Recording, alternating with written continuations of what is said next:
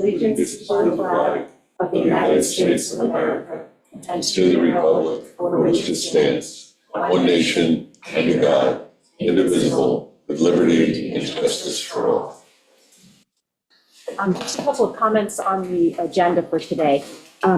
The fire alarm fines, which is a fire department, a fire district request, as well as the Talbot's Lane Fire Station parking lot. I spoke to the secretary for the fire district earlier this morning, and they would like those to be postponed because they were not able to attend.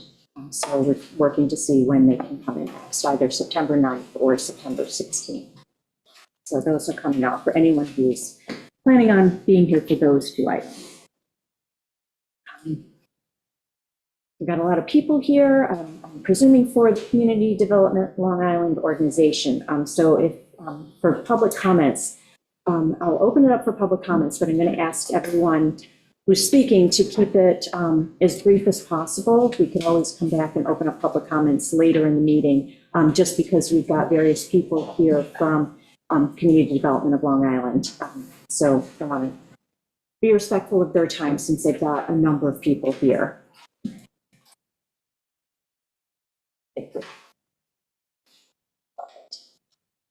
Okay, so Michael Gaynor. Thank you very much. Mike Gaynor, 8 Cobbetts Lane. I wanted to make certain that the community was aware tomorrow night the Zoning Board of Appeals is going to be having their hearing for Sylvester Manor Educational Farm to legalize their illegal use there, and that's 6 p.m. tomorrow night. It's without question the most important file that's ever come in front of the town. It's a 248 acre property, and so anybody who's interested should try and dial in if they can do that. I'm certainly going to be there. I'm going to limit my comments here. I'm vehemently opposed to that application, as we all know, and I'm not going to drift into that territory. I just had a couple of quick questions because I'm going to ask the very same questions of the Zoning Board of Appeals tomorrow. I confronted you, specifically the board, February 13th of last year about the fact that that use is illegal, and it's been illegal for over 15 years. And when I confronted you on that in February 13th of 2024, you told me that that was an issue with the Zoning Board of Appeals and it predated this this board, the town board, which aren't true. Those are false statements. It's operating illegally right now. They have an illegal daycare center running over there right now with hundreds of kids that shouldn't be operating without a special permit. And so I have 2 very simple questions. Can you explain to me why they've been allowed to operate an illegal use in a residential AA zone for over 15 years without the town taking enforcement action? I'm going to ask the same question of Phil DiOrio and his board tomorrow. I would just like a very simple answer. Can you tell me why that's been allowed to happen? I'm not going to get into that today. As you can see, we have new legal counsel. He's continuing to get us to speed. So we can answer that, but not today. Okay. Especially with the time constraints that I'm. No problem. And I'm sorry, what's your name, sir?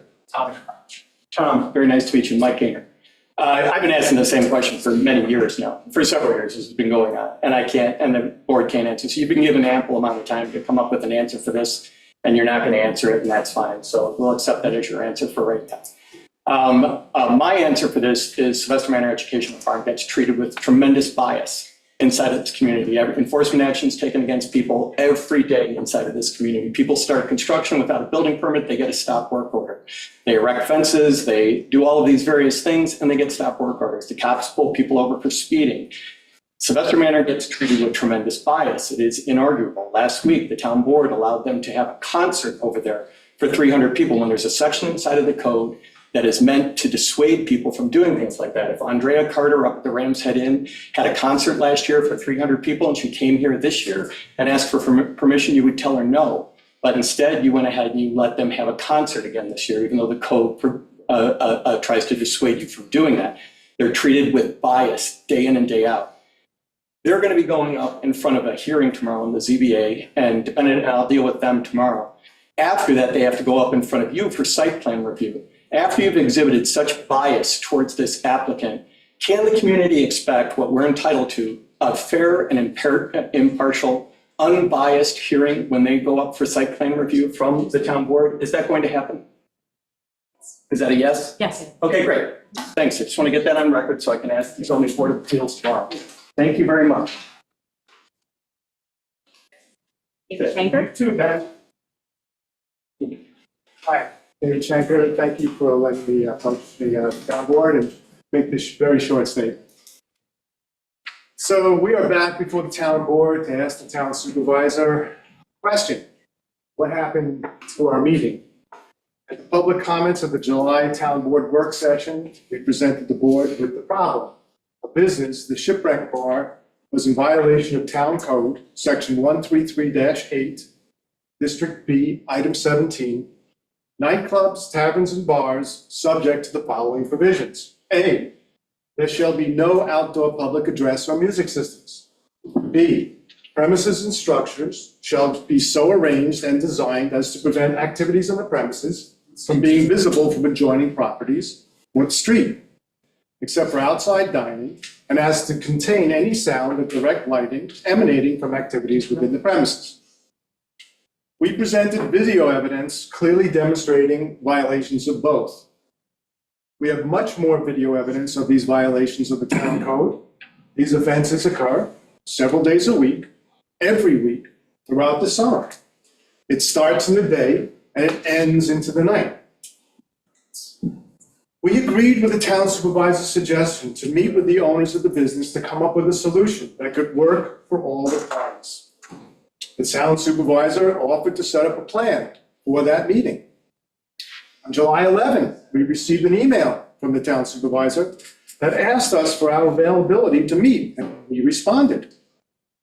We never heard back, and the meeting never took place. That business continues to violate the town code. Our right to use and enjoy our property without undue interference from others continues to be violated. So our question to the town supervisor and the board is this: what now? I wasn't able to get all of the parties to come to the meeting, the establishment being the main party that I thought should be there. Would you like to meet with some of us, the police chief, in a separate meeting and work on trying to come up with a solution? Yes, but there's more than just one family, several families. Yes, definitely. And it would be a Zoom meeting so that the other parties, and I saw, I think the Shannons were on. Yeah. So, okay. Okay, good. Yes. Yes, so, Able to have a meeting. yes, so I have reached back out to the establishment to see if we can get them to the table.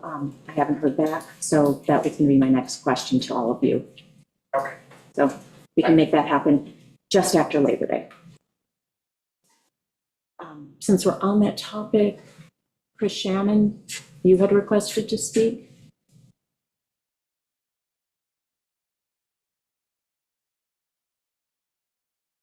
Or maybe not. Okay, if you get a chance to unmute, we'll recognize you. Next on the list, I have Matt Gross. You know, I signed the wrong form, part of the. Oh, okay, you're part of the CDLI. Okay, perfect. Okay. I was thinking the name is familiar, but that's why I was like looking, didn't recognize the face. All right. Oh, Chris Shannon, I see that you've unmuted. Okay, I did unmute myself, sorry. I was so excited. So first of all, I want to thank you for the opportunity, for listening to us and trying to set up a meeting. I spent 3 decades in government, and what you do gives me great empathy. Not only trying to set up meetings, many before Doodle, but also dealing with tough situations. And by the way, I had planned time on Shelter Island in late July, hoping for that meeting. It was also my father's 97th birthday. David mentioned peaceful enjoyment, which is really important to us and to our family who's owned our home for 65 years. We are the third generation to own our home. And if you might think this is the first step we've taken addressing the board, it isn't. Let me briefly run down the things that we've done. We started after Memorial Day in 2012 with the then supervisor, the late Jim Doherty, with emails. Jim said he would speak to the establishment. I also personally met with the owner on September 1st of 2012, who came to my house, hand-delivered a proposal for an acoustic consultation. And he stood in front of my house and said, "Wow, you're right in it." The hardest thing we did then was after a few years, for 7 years, we did not use our home in the summer. We're like the talk of the neighborhood, these crazy people who have a beautiful place on Shelter Island, but don't come in the summer. So the last thing we did upon retiring was we replaced all our windows with double pane glass. We replaced our doors, and we also put in mini splits. Now, that would suggest that we're also crazy people and that we would put ourselves inside our homes for the summer. We can't do that anymore. And I want to note that this is not just an issue in the Tar Kettle neighborhood. I think you know that on the January 25th, 24, when there was a public meeting on Chapter 9 in the comprehensive plan, what came up from the folks there was that they don't want outdoor music and they don't want amplified music. And a subsequent meeting of the board in that during that summer, it was suggested, or actually stated, that the biggest issue that had been raised about this chapter was noise, and that the most emails came from music in residential areas, which is where we live. So let me end by saying this feels really weird. It feels sort of Orwellian to me that the statement that George L. Orwell made in Animal Farm was that some of us are more equal than others. It kind of feels like that, and I really ask for some action to take that feeling away. I end also by what David said. What can we do? What can we expect? And when? Thank you. Thank you. Is there anyone else for the public comment portion?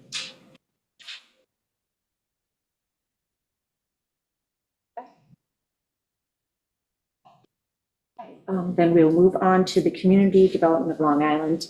I want to say to Gwen O'Shea and her team, thank you for joining us today. And before I let you introduce the team, I just wanted to say a few words. It's been a really long time since the town has done something with the community housing project. I was checking today, and it's been 29 years since the first families moved into Bowditch Road and took occupancy. But with the completion of the comprehensive plan a few years back, we have been slowly and steadily working towards one of the goals in the comp plan, which is construction of year-round rental community housing. So we've selected a group of partners, and so the purpose of today is to let the rest of the town board meet the partners, so all of the town board, because I haven't met anyone besides Gwen O'Shea, as well as the community, and give everyone an opportunity to understand why we have chosen them as a partner, and just talk briefly about, the next steps forward, which is we're working on a memorandum of understanding, which will allow us to figure out how we're going to move forward together. So with that, I'll turn the mic over to Gwen O'Shea to introduce the team. Thank you so much, Supervisor. And I apologize in advance. I'm one of those individuals suffering from the summer respiratory bug that's going around. So as my voice goes in and out, I just apologize for that. It's not Zoom, it's actually me. But appreciate the opportunity to be with you today, and just want to give kudos to you and the board and the community for really taking the time to think through and put together this RFP to create a number of new rental units within the town, because it's clearly something that there is agreement upon is so necessary to really continue to help support the amazing community that makes up the town of Shelter Island. And we're really grateful to be part of this tremendous team, who I will introduce to you, to help deliver on creating those units. So as the supervisor noted, I'm Gwen O'Shea, the president of CDLI, joined by my colleagues who I'll have introduce themselves in just a minute. We have one of our colleagues in the audience.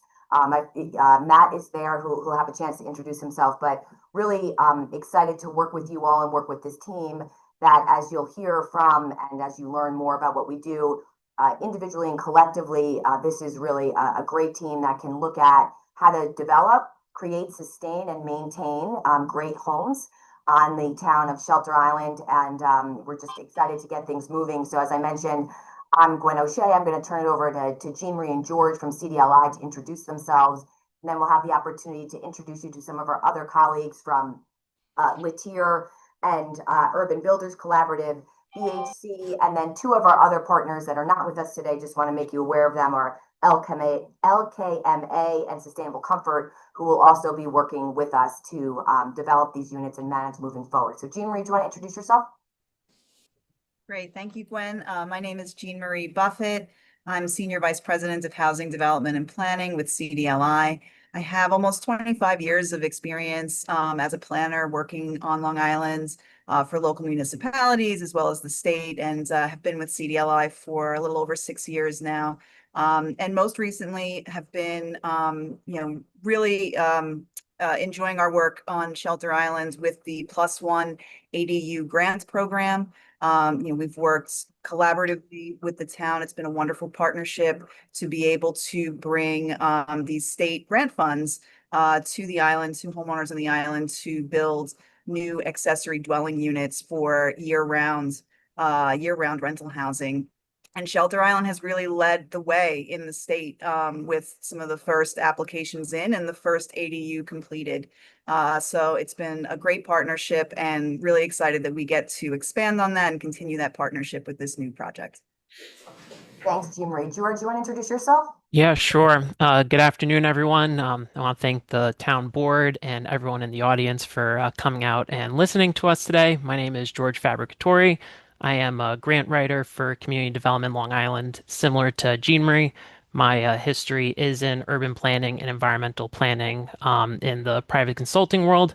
I have worked across just about every community on Long Island, including the town of Shelter Island, and is a place that means a lot to me. I have family from the area, I have friends from the area. It's a really incredible place, and this is going to be a really exciting project and could create a really meaningful impact. So I'm looking forward to working on this team and with everybody, and I'll turn it over to Sal from BHC Architects. Thanks. I think that many in the audience are familiar with BHC Architects. We have a long-standing history. Sal and his team do a tremendous job in working closely with communities and ensuring that the new developments, whether that be a library, a hospital, rental properties, or single-family homes, really resonate and meet the character, the facade, and the feel of the community. So really excited to work with Sal. So Sal, I'll turn it over to you. Okay, thank you. Good afternoon, everybody. So BHC Architects, we've worked on many, many affordable projects, specifically in Riverhead, Southold, Port Jefferson, and all of those were done with CDC Long Island, or CD Long Island, as they're now known. And this has been going on for over 10 years. It's really been a focus of our practice, affordable housing, and making it look like it fits in the community and making a high quality product. Interestingly, we're also currently the architects for the addition to and renovation to the Shelter Island Library. So we have some intimate familiarity and ongoing work in your community. And, we're probably the oldest firm on Long Island. We've been around over 100 years. So we have a long history of working with municipalities and in small communities to make projects successful. And we look forward to working with you on this. Awesome, Sal. Thanks. Obviously, Sal hasn't been with BHC for 100 years, but he's. I just look at some days. maybe 10 or 20 at most. Thanks, Yeah. Sal. And finally, in terms of the team members that are able to join today live in person, you have Matt, who we're really excited to be working with, has great extensive background in affordable housing development, construction, project management, and financing, and has many close ties within the town and shares his colleagues' commitment to bringing what the town envisions there. So super excited to be working together. So Matt, I'll turn it over to you. Come up to the podium. And then speak forward, even though you've got audience members behind you, because the mics are here, and so we're trying to pick you up for Zoom and Channel 22. Sounds good. You're on TV, smile. Thanks for having us, and really excited to be here. My name is Matt Gross. I'm with Urban Builders Collaborative, the real estate development affiliate of Latier Construction. Latier, Nick and Gerard, the brothers, have been based in East Harlem for 45 years. One of the largest multifamily general contractors in the city. I've been with Nick and Gerard for about 15 years now. We've developed 1,000 multifamily units. We have another couple thousand in the pipeline. I am married to Shelter Island through my wife. My in-laws have been out here for about 50 years. I've been coming out here for about a decade. And so I've been tracking this as I've been professionally doing affordable housing development for about 20 years. And so the timing worked out. I've been out here, and this is the type of work we do. We joint venture with nonprofits and municipalities to support their mission. And so we're really excited. Pieces seem to be fitting together. Gwen's got a phenomenal team. You got the support of a 125-person company with institutional knowledge in affordable housing development and building, and we're looking to, make this a reality. Thanks for having us.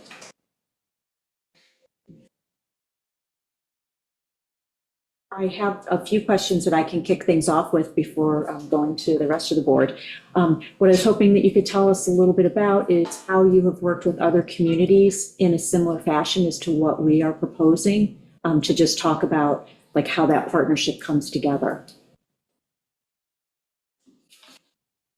I'm not sure who, probably Gwen. Sure, so I wasn't sure if you were directing that. It's hard to see from the Zoom if you were Yes. asking that, or you wanted to speak to us as a collective group. Yeah, sort of like you're bringing together a team, and like how will that play out? How does this project get moved forward? Because I think that's what the community's most interested in finding out is, what part do you work on? What part is the town responsible for? When does the community get to have input into this process?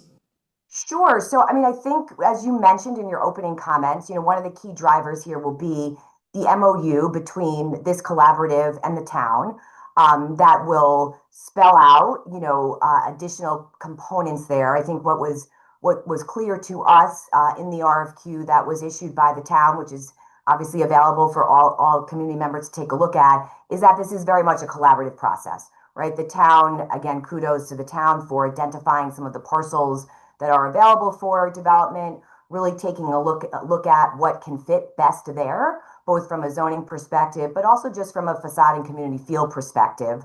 And then it's taking that, having our team, as you heard from Sal and from Matt, they have extensive experience in developing and constructing and planning similar, but this will be unique, right? Because Shelter Island is unique.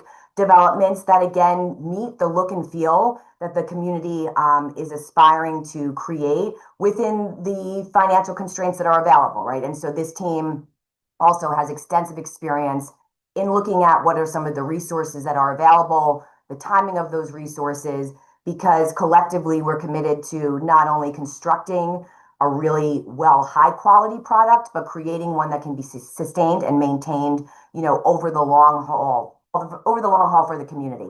So I think it's a collective process. Some of the specifics will again be laid out in the MOU for where community input will be sought. And ideally, our hope when the town is ready is to be able to deliver, as quickly as possible while ensuring we still get to that high quality product at the end. Great, Gwen. This is Ben Vidai, Town Hall. Once again, thank you for all your work in this project to date. And thank you for putting together such an impressive team. I thought your response to the RFQ was really great. But as of now, so far, just the town board has seen your response. The public has seen the RFQ.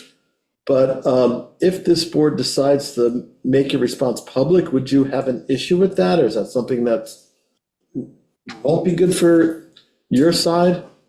Well, first we have to give a shout out here. I appreciate that. Thank you for that acknowledgement. But George really carried the ball for this whole team on putting together, as you can see in the proposal, there are a lot of different moving parts and a lot of different expertise and documents. And so literally carried it out to the town of Shelter Island, right? So thank you, George, and to the rest of our team for doing that. I don't see that being an issue, but if it would be okay with you, I would just want to check in with the rest of the team because it was a large document. I think there was a lot of information in there, and I just want to double check that some of that information, for a variety of reasons, can be shared with the public. So if it's okay, I'd like to get back to you on that. Absolutely, fully understand. That's why I asked the question. And there may be some stuff that we just asked is redacted, either related to costs of other projects or other, specifications on entities that are not directly involved in this. So, but I don't imagine that a good percentage of that information, there would be a problem sharing it. Great, thank you. And one of the questions that I know people have had is what will be your process for creating a financial model for the construction of the 10 units and then keeping them affordable? Right. So and I'll ask some of my colleagues to jump in here, as you all know, either through your own experiences in being a homeowner, doing construction on your own property or improvements, or looking to acquire a property, the finish line or the goalpost keeps moving and prices change, right? We're in an environment right now where real estate construction, labor of construction is extremely expensive. And so our hope, and I think that's part of the strength of this team, is that there are a variety of sources that we would look to lean into to help finance the construction and the maintenance of the property moving forward, right? And so one of those areas, which I think we've had a brief conversation about and would love to hear an update from the town on sort of where things stand, relates to the pro-housing community fund. And I know that there was some conversation amongst town council members about potentially submitting, whether it be a resolution to approve that or to amend what was requested from the state, but that is certainly an area where there are some additional funds. We recognize the sensitivity of developing in Shelter Island and sewer and water, and making sure, that those systems that are necessary to be in place are in place. They're not inexpensive. So we'd love to just hear some feedback if there's any updates on that from the town. Before we get to that bit, just stepping back to the first part of what you said, the financial model. Yeah, I fully understand that a financial model for a project in development is a living document, changes every day. But my question is, you always start with the base. You start with your best guess as a financial model. And where are you on that process? Have you done one? We haven't seen it. So I'm asking if there is one, I'd love to see it.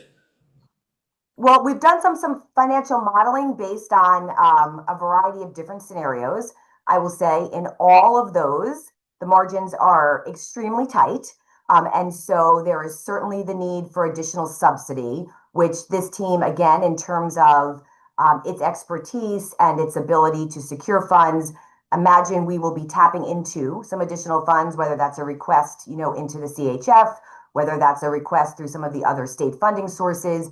But it's hard for me to nail down some specifics there without having the MOU in place to understand some of the terms with the town related to managing during the construction period and how that will be structured moving forward. So as we get more specifics there from the town, I think we'll be able to really drill down on tighter numbers.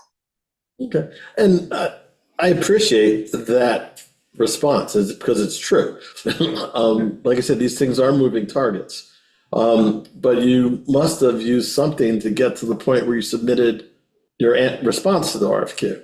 And if you're open to sharing that, that would be great. If not, if you want to wait for more information, we could probably work with that. But especially before a request comes to us for money from CHF or for us supporting a grant application, especially if it requires a resolution to be passed by this town board, we're going to need to see a more detailed financial model. Oh, absolutely. And that's our intention and what we were anticipating, right? We were responding to a request. And so obviously in terms of any further requests for funds or sources, whether it be from you all, another financial institution, the pro forma that's used for that would obviously absolutely be shared, but we need some more specifics from the town before that can be delivered in any more solid of a presentation, if that makes sense. Okay, yeah, no, that makes sense, and I can live with that answer.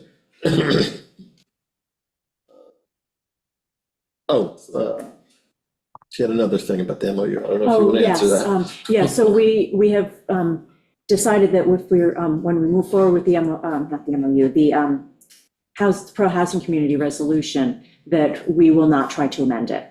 That we had a companion statement that we were going to work on with it, but we just feel like that's going to cause more questions and open up more hurdles for us to get through. So we would just adopt it as is.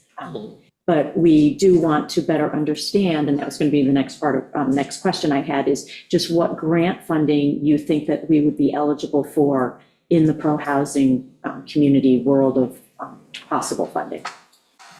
So I'm gonna, George, do you want to talk through a little bit? I believe the pro homes community funding through the CFA that was more infrastructure focused, that window has closed for this year. I think that was July, but do you want to just talk a little bit about Sure. that process? And I want to be clear in particular, considering we're talking to a large audience here and this is being recorded, that we have no knowledge of what the state may continue to fund or not fund moving forward. There are certainly legacy programs that are continued funding streams, but I think just take what George is sharing sort of as this year's deadlines and potential next year's deadlines with a grain of salt, because we do not know what will or will not be included in the budget. Yeah, certainly. Yeah, thank you for that, Gwen. So, if everyone's aware, so there is this consolidated funding application. It usually opens every spring, and this year it ran until July 31st. There are a variety of programs across all of New York State that provide grant funds in that program.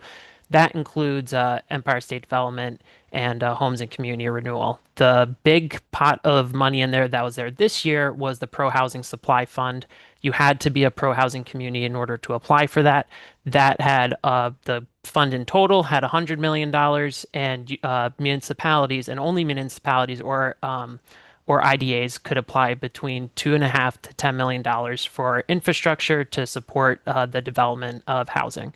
So in regards to this project, that would have been probably something we would have looked at, and what you can use that money for is largely infrastructure, but it's up to interpretation, and you have to work with ESD on that to figure out exactly what you're going to fund. Again, it's too early in the process now. They're just reviewing the applications from this CFA round, so we don't know what new funds are going to be available for next year, how much money is going to be in this fund that just happened. So that's going to be a little bit of a wait and see. But really the key for a lot of these programs is being a pro-housing community. If you're familiar, there's also the New York State Downtown Revitalization Initiative and the New York Forward program. Those are also grant applications that only a municipality can apply for, but that unlocks other streams of funding. But really the key is becoming a pro-housing community, and that unlocks a lot of, as the governor liked to say, that's the big carrot to unlock a lot of potential funding. So yeah, it's going to be a little bit of a wait and see to see what comes out for this next year, but that's kind of where we stand. I mean, for instance, read through the legislation. It seems there was a lot of money there. Who knows if it'll be there next year? But it didn't seem like a lot of it applied to this particular project. I mean, what exactly are you looking at in that pro-housing umbrella? Sure. So the specific fund we would have been looking at is the Pro Housing Supply Fund. That was for infrastructure in particular. It's a little bit too early in the process at this moment to see what the actual infrastructure costs and that sort of thing behind all this would be, and how it would tie in. But roads, utilities, sewer, septic, all those sorts of things that make housing projects really come to life and is the baseline for all of them. That would have been the large fund for that. Okay. I mean, also, I mean, from what I can see, there's not only passing this resolution, there's a lot of work that well, information, let's call it data that has to be gathered after it. So there is a bit of a time frame that goes along with the pro-housing resolution. And I'm looking forward to working with your team to get that timing right. Because we need time to do it on our end, and you need time to apply for these funds on your end, and it's gonna take some close work together to get it done. It's hard to pass, important resolutions and legislation in the dark. So this is something we're gonna have to walk down the road together on, and I look forward to that effort. Yeah, absolutely. Agreed, and I think to your point, as George had mentioned, the fund that just closed in July, that would be a fund that the town would submit an application to. We'd certainly work very closely with you to make your way through that application process, as we have done that before. But additionally, there are other funds from the state, whether it be the LIFT program, other ESD funds. We believe that, there is a conversation around the need for housing happening at every level in New York State, local to state. And so there is a desire through a variety of the different funding agencies at the state level to support that in any way they can. In particular, there is a recognition of the affordable housing crisis on Long Island. So I think to your point, it is a partnership that requires this collaborative team and the town to be working on collectively. And the sooner we can be having those conversations to lock in some of those funds, I think the better off we'll be, so that when the time is ready to put a shovel in the ground, the financing is certainly secured. Right? You know when the window reopens for grant applications and when you know what is available in the next coming cycle? For the CFA, it's too early at this point. Traditionally it opens up in the early spring, and usually the actual funds and the amount is announced not that not that soon before. So it's usually sometime in late winter, early spring. The state usually holds a host of events throughout the region, announcing their different programs. And then I believe this year it opened up sometime in May, and then it closed at the end of July. Over the past few years, it strikes me that July 31st is usually when the CFA applications are, like, year to year. That seems to be constant. Yeah.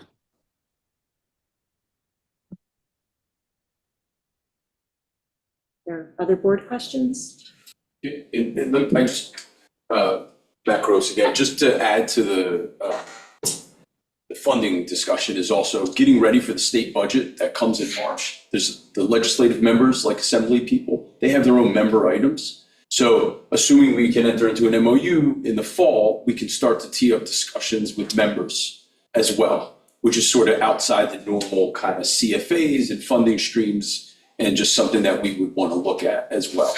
And that can get positioned so that when the state budget passes, that money, those legislative items are already allocated in the budget, and then it would just be administered through ESD. Thank you, because that sort of leads us to the second question that Gwen asked about the MOU and where we are in the process, which is we've started a broader discussion inside of Town Hall of the MOU. We've had one meeting with the lawyers, the town board's lawyers and the community housing board's lawyers, and things are moving along without any major hiccups. It seems to be on track and on time. So knock on wood. And we're working on it on our end, so. Great. And we're here as a resource, our land use attorneys, and however we can help support it if you need it.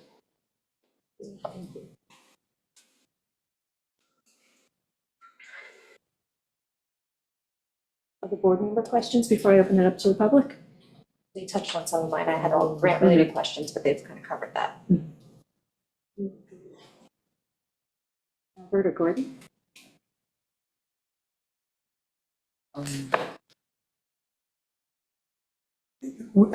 Without having a model, a financial model, what kind of funding are you looking, what would be necessary for this project, or is that not the right time to talk about that?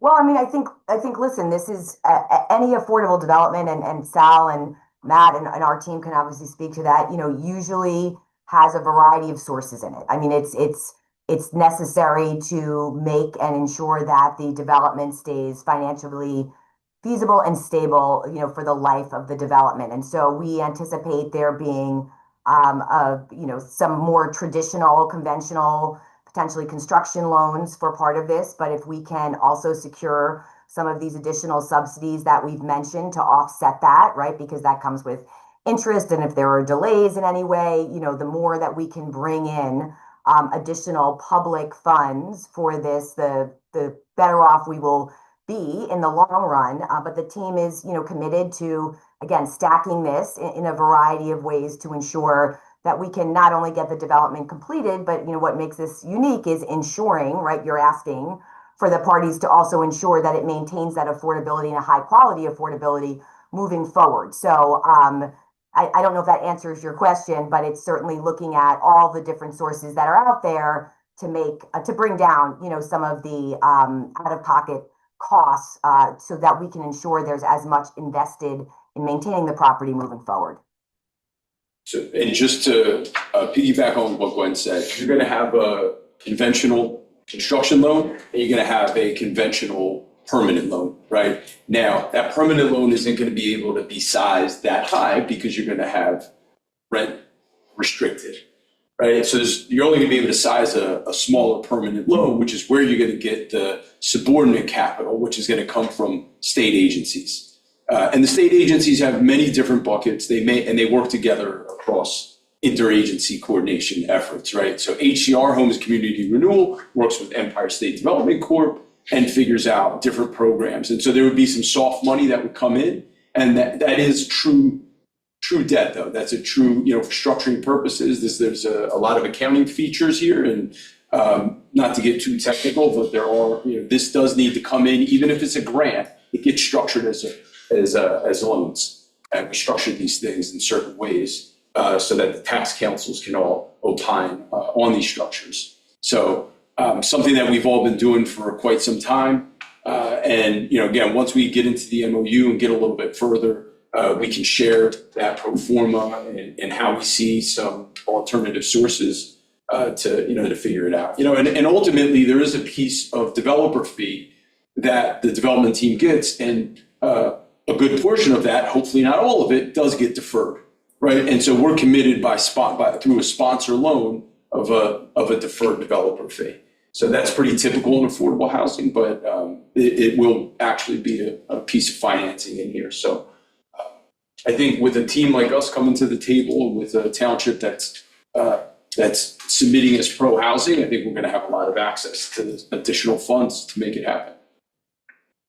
It would appear that the MOU really, a lot of this can't be really identified until that particular point. So it seems like any questions, there seems to be a lot of vagueness until you have an MOU. Am I reading you correctly? That's correct. That's right. And are there matching grants, or are these, or does the town, are these some of these grants? I'm looking at the grant, the grant firms here. Okay, is that a grant? Okay, that is the town matches some of those grants, or how? Just out of curiosity. Not necessarily.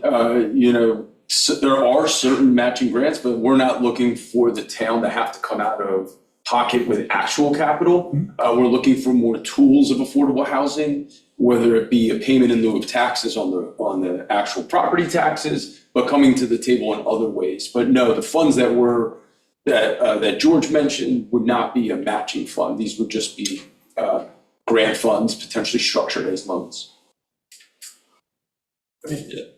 You mentioned the income-based financing aspect. All financing is income-based, but given the difficult nature of building an affordable housing project and everything being so tight and thin. The RFQ went out as this being a rental project. Is there, if we get down the line and it makes more sense to have half of it be for sale, half of it to be rental, is there that flexibility on your end? So in terms of what our flexibility is really based on what the goals of the town are. There are different buckets of money for home ownership versus rental. So if you start one way and you want to change, you're going to add time. So I think that's going to be our ultimate challenge as a public-private partnership is how far are we going to go down the road and we're going to scrap it and then change it. So I think so timing is a major issue. I think the other thing is just the cost. Structuring these things can be done, but as your attorney will tell you, I mean, we'll have to create a condo. There'll be separate condominiums within these, and which is pretty common in projects that we do, but those are north of 100,000 square feet, 100-unit projects. When you're talking about 10 apartments, what is the most cost-efficient structure, you know, from a soft cost accounting and legal standpoint? So I think we just need, we can price it out from the soft cost side and say from a structuring standpoint, what it would cost. I just don't know that it's really worth it. It really, you know, you have 10 units. Maybe we want to say there's 3 different sites. This is home ownership and this is rental. That would be a good approach because you're isolating the different lots and how we structure that. But regardless, the financing is all going to be together, right? This is, even though it's a scattered site, new construction, it's still financed as one project. So I think it's just, you know, it's a challenging process as it is. The more structuring elements you throw in there adds cost, adds time. Yeah, I would just add to that, doing a rental and home ownership is extremely challenging from a financial perspective, affordable wise, in terms of different funding sources, to Matt's point about what gets condoed out, and a number of funding agencies, whether again it be sort of more conventional or even state, shy away from that because of the complexity in it. So I agree that I think going one way or another, but making that decision first, right? If there was any contemplation from the town to shift that, us knowing that sooner rather than later would be extremely helpful because that does change the sourcing of the financing of the construction. One thing to keep in mind as well is just the community housing plan. The initial focus was for rental units and ADUs. Like that's the initial part. Yeah. And then we are going to work on doing a survey in 2026 that re-looks at the update for the next update of the community housing plan in 5 years. And I'm Liz Hanley, I'm the chair of the Community Housing Board. And that's basically exactly what I wanted to say was, you know, as the Community Housing Board, we must be guided by the Community Housing Plan, which was developed with the community's input. And so what the community told us to focus on was rental housing. So that is why it is structured this way. Who knows what the next iteration of the community housing plan or what feedback we'll get from the community, and that will help us to focus our efforts on those projects. But I would just really put out there that I think it's really important that we stay focused on these as affordable rentals, just to kind of really just keep faith with the community. Other board questions? And I just want to thank Liz and the whole, the housing board, you know, for being just so dedicated and committed to getting this RFQ completed, and really to the comments that Liz just shared, really always sharing with us the feedback and input that the town and community residents have shared with them. And so just thank you for providing that, because it helped us in really making sure we were putting together a proposal that really was responsive to the needs of community members. And we'll open it up for community questions. Is there anyone in the physical audience who wishes to ask anything?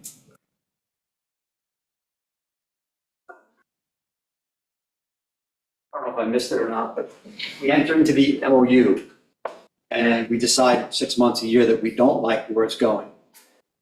What are the consequences? How do we get out of it? Can we get out of it? In general, an MOU or, oh, let her answer. Go ahead.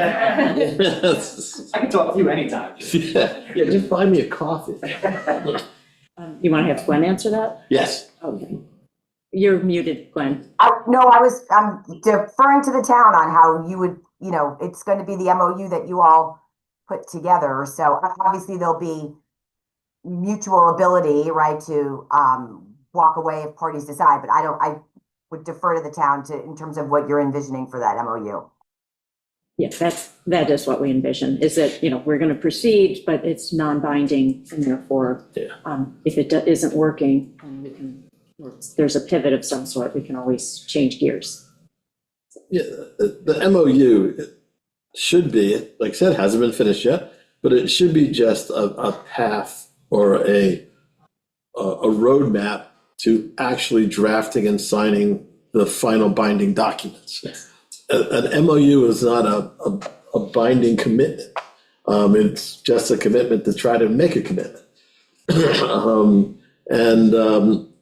It's a way to outline some of the deal points and the general aspirations of each party and to get all the interests aligned. But until the final deal documents are signed, the development agreement, the management agreement, the construction, well, there are a whole host of other documents that have to be negotiated and signed. It's really just to get everybody thinking in the same direction to get the final documents done. And also sort of laying out, you can come up, Jonathan, laying out the responsibilities of each of the parties, like who's going to be, actually pulling together the financial modeling, that kind of things. Come on up. You did. Oh, I just want to have a little fun with this. State your name for the record. Jonathan Russo. This reminds me of my 40 years in Hollywood, and Ben's nailed the whole thing. Imagine if we had Sidney Sweeney as a client, and that's the affordable housing proposal. And I'm Sidney Sweeney's agent, and somebody sends me a proposal to do a production with Sidney Sweeney. So I just say, okay, we'll sign an MOU with Sidney Sweeney. It's not binding on anything, assuming you get the right director, the right writer, the right location, the right budget, and the right royalty for her. In other words, there are 10 other conditions that have to be met in order to move forward. So you're 100% right, Ben. This is an MOU is just a statement of intent. If we can't get to that point, if we can't even sign an MOU after we voted for affordable housing and we've elected people who are for affordable housing, then we're kind of saying we're not really interested in affordable housing. It was just a big joke. So, if you look at it from a contract point of view from Hollywood, it's pretty basic just to agree that maybe you go shop the deal. Thank you. Jonathan, you and I can't fit in Sidney Sweeney's jeans. We should invite him to the town board meeting. But just to repeat, we've had one internal group meeting on this and it went very well. So meeting one, success. So call me after meeting two. Pam, you had a question? Yeah, let me put on my video for today, so not to be in the dark. Actually, I had a few. Obviously, there is a bit of discussion about making some of this affordable housing under ownership regulations versus a rental agreement. And I guess the town should really review that and see how that would work out. I mean, managing properties is a difficult task. Excuse me, I don't know if there's a discussion about it. I just asked a question. I don't know if no one's talking about it. But go ahead. Well, but Ms. Hanley just mentioned that this is about rentals and not about ownership of affordable housing. And on that regard, my question would be like, what are we looking at as the affordable rent per month? When these are built, do we have a number for that? I mean, we're not getting a financial model until this MOU is finished, is my understanding. That's a question for me. Do we have a target for a monthly rent for this? And my third question is in regard to affordable housing for the EMS and the fire department, because I know that's a concern of the community. There are big changes coming down the road and we don't seem to have enough firemen staying and not enough firemen joining the force. And New York, I think it was Suffolk County, I believe, just passed a law on this regarding how much percentage of affordable housing must be devoted to these folks. So those are my questions that I'd like to have some answers to, if you may. When I saw you shaking your head on the question about the target rents. Oh, no, I wasn't. I'm sorry. I wasn't shaking. My understanding, right, I think if you go back into the RFQ, that is that the town was looking for targeted rents for individuals that are between 80 and 100% of the area median income, which normally, right, best rule of thumb, I'm sort of back of the envelope here, right, which is what's suggested and what we follow in our properties is an individual to maintain financial stability really shouldn't be spending at the lower end more than 30% of their income towards rent. As your income goes up, there's a little bit more room. So we say usually between 35 to 38% of your income shouldn't be going towards rental payments. We ran the numbers when we were doing our pro forma. I doubt that anybody on the team remembers, but I'm just wondering, either George or Jean Marie, do you recall, and we can pull this up and send this back to you quickly, what is fair market rent right now at like 80 to 120% if we were looking at like 110% FMR? Or any ballparks, maybe just to give Pam and team members, a sense of like. Are we looking at are you talking about what income an applicant would need? Like, it comes out to about, I don't know, Well, 100. pegging it off of their income. I think she's asking how much you'd rent a unit for. Right, so how much we rent a unit for is driven by what the income is of that individual, because part of our model is ensuring that it's not just a flat rent overall. We want to be ensuring that that the household is financially stable, and so that rental payment is driven by what the income actually is. So well, you also need a certain level of rent to sustain the project. Of course. So if that number is $3,000 a month, then that's $110,000 a year of income. Right. I mean, and that's part of the conversation, right, that we need to have as we look at the financial modeling, what the intention is of the 180 to 120% AMI of the town, and where we can land, right, in terms of rental payments, because we also have, want to ensure that we are meeting all fair housing requirements as it pertains to leasing up potential tenants. But I see Jean Marie is off mute, so I'm wondering, do you have a ballpark of that rental cost? So we actually looked at a few different scenarios. I think in the town's RFQ, you had incomes up to 130% of area median income. And what happens there is you're actually at or above the fair market rent, at that income level. So we ran a few different scenarios looking, as Gwen said, based on area median income, which is, that's not something that we are making up. This is very common in affordable housing, to use a standard measure of income for the region, for the community, and to have guidelines that are based on that, so that people who are living in the units are able to maintain sustainable tenancy, that they're not paying more than their income can sustain. The fair market rents for 1 and 2 bedroom units on Shelter Islands are based on the regional fair market rents. They're less than $3,000 a month. They're around $2,500 a month. But at the higher income limits, it's possible that the rents could be higher than that. Some of this also gets back to the subsidy conversation that we were having earlier, depending on what additional funding sources are available. That also would tie in, because there might be other requirements for those funding sources. So I know this is a lot, and it's not one specific answer, but and I think this is a theme you keep hearing. We're very early in the process, so we certainly, we're looking at all of those numbers, and you have a team here that's very committed to working with the town, and a project that works in the community of Shelter Islands. I think a lot is going to, is going to depend on, as we get further along into, planning the project, where those numbers are going to land. Thank you. And then, of course, to the last part of Cam's question about the, 10, I think it's a certain number of units or 10%, but we're such a small project, we'll have to look and see what the applicability is to our project.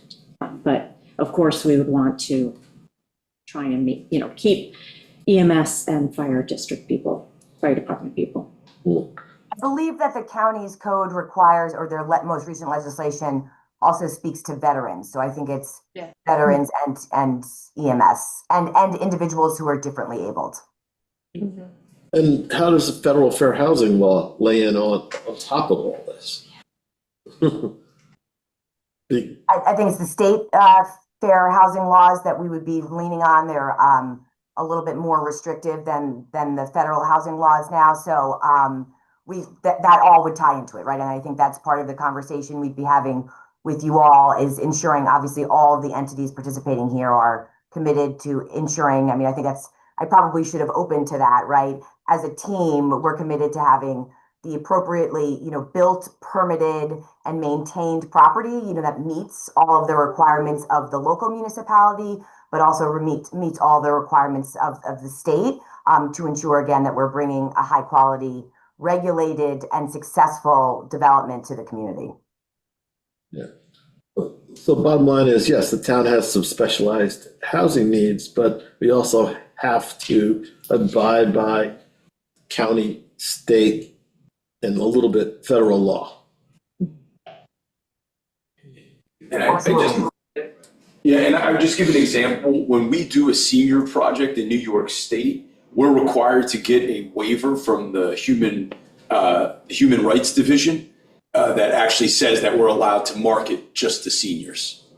So with each population that's targeted, because each of the state also has a bunch of different agencies that target these populations and supports them financially, there's different processes to get waivers and to get authorization to walk that fine line of fair housing law, but also to target the most critically needed housing.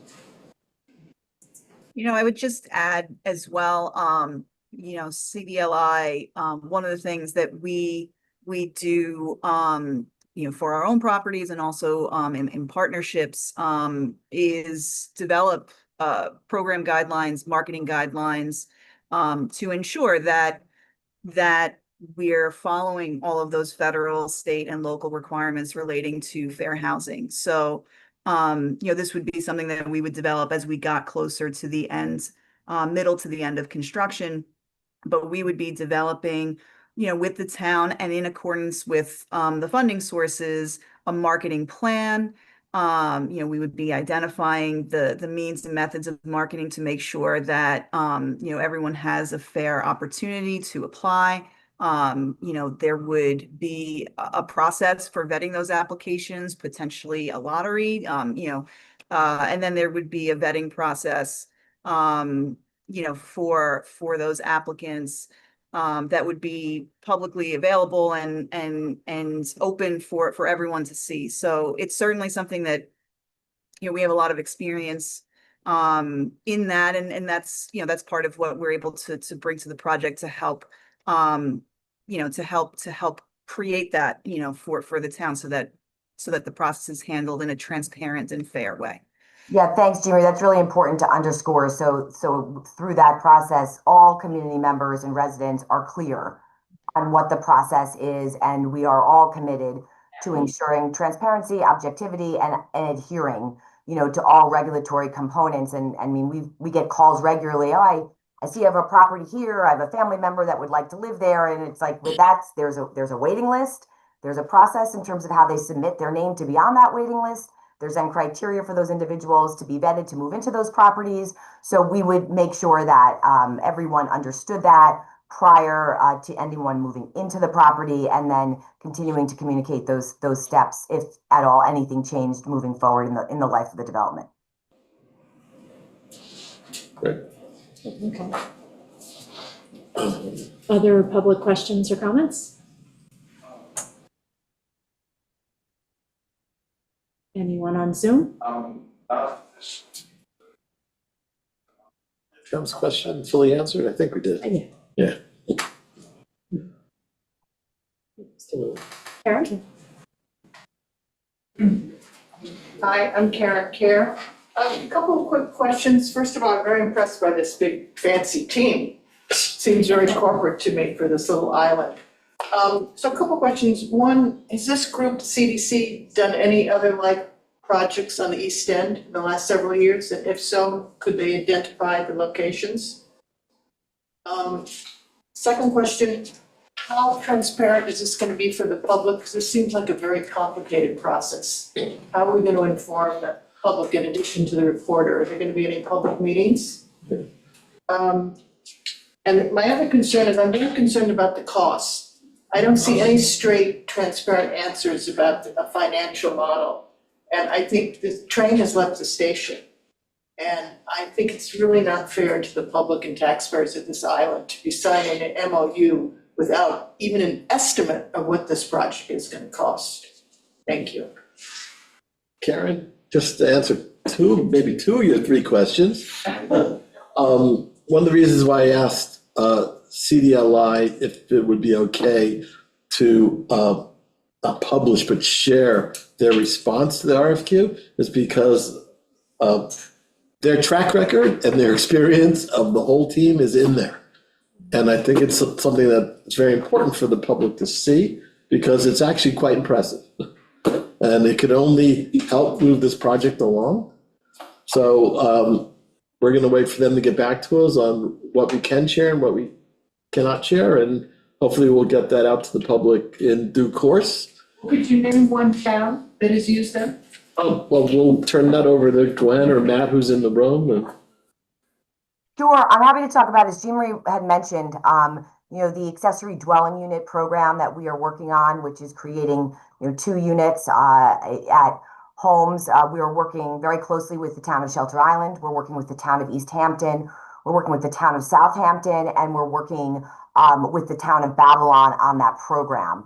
We're also working with the town of Southampton on some additional loan products for individuals that are interested in creating an accessory dwelling unit. The town has made available to residents some of their funds through their CHF fund to really allow, because the construction costs are so high in some areas of the island, to allow a homeowner to be able to complete that construction. Additionally, we're doing work around home rehabilitation and down payment assistance in some of the East End towns, again, to create new opportunities for individuals who are looking to become homeowners. Similarly, now this is a very unique project, so there's no apples to apples comparison, but I would say in terms of really looking in a similar community, it was in the late 90s that we did, probably early 2000s, that we did a project in the town of Southold. That's the cottages at Mattatuck. And that was in a development of, again, sort of different because it was home ownership, but those were affordable, a single scattered site home ownership opportunities for residents. Those properties are still there. They are still affordable. And when they're sold, they are still sold with the same covenant and restrictions on them to ensure that the properties stay affordable throughout the affordable timeframe. But then, as we noted in our proposal, and we can certainly send you, there are other rental developments that we have worked on. Nothing quite as small as this, although additionally, we have done a lot of work in new construction of single family homes. So kind of a full picture of, if you put a lot of those pieces together, it kind of matches, what the town of Shelter Island's requesting here, but this is certainly a unique, so I can't say that there's an apples to apples 10 unit development that we've done. And if Matt and Sal want to speak to some of their experiences, because they obviously will play a big role here in terms of other developments, turn the floor over to them. Thank you. I was going to say, did Sal want to weigh in, or go ahead, Mark? I can just say that we have experienced, we typically do larger projects, but we've done stick frame. We have a really good handle on what this could be, and I think once we get a little bit further along, we'll definitely be able to share that information. So I think we're almost there. And we look forward to, once we have that, to reviewing it. I plan to come back here as often as needed and to work through and talk through things to make sure that everybody understands. With respect to the question about public meetings, we will have public meetings at every, step of the way, just so that the public can participate, as well as we want to make sure that the community is happy with the project as it's going forward. We want everybody to embrace it and not to be fighting about it and dividing the community. And on the financing before the MOU, we'll, see if we can get, a little bit more information that Ben was talking about earlier, but we do also need to sign the MOU in order just to show commitment that we are, a partner in this and that we want to move forward to show good faith. So if they're going to put the time and energy into, doing the deep dives that's going to be required in order to come up with cost estimates and, what sites are going to look like, we need to have an MOU in place. Otherwise, there's no, we can walk away at any time, but it's just, we are committed to trying to do something. If we don't show that through an MOU, there's no incentive for people to put in the time that's going to be required to come up with this. And just to reiterate, part of the process that's outlined in the MOU is to develop a financial plan as we go, because a lot goes into that. A lot of information has to be created and dug up and coordinated. So it's all part of moving down the road. It's kind of hard to say we're going to stop and wait here until we get X. It's a collaborative effort that I think we're all behind 100%, and hopefully the public will see the team that the CHB has selected to work with, and we're all going to move forward together. Hopefully, very transparently, very transparently. You have to scope the project in order to be able to price it out. I mean, that's really the bottom line. If you don't have a scope, you can't come up with a financial. Great. I just have a logistics question. If you just state your name for the record. Sorry, Keitra Hurst, Shelf Red.